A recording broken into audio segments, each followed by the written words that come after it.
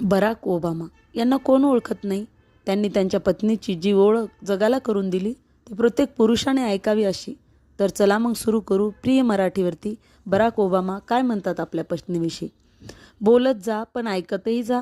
ऐकण्यासाठी जास्त धैर्य लागतं आणि संयमही. त्याचा व्यावहारिक फायदा असा होतो की बसल्या जागी शेकडो स्रोत तुमच्या पुढे खुले होतात आणि खरी चालाकी अशी की तुम्हालाही विचार करण्यासाठी वेळ मिळतो.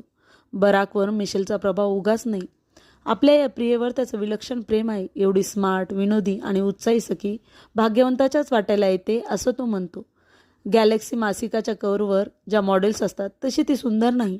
ती खरी रसरशीत ब्युटी आहे. ते सौंदर्य एका कार्यमग्न बाईचे आणि कुटुंब उचल प्रेमळ आईचे आहे.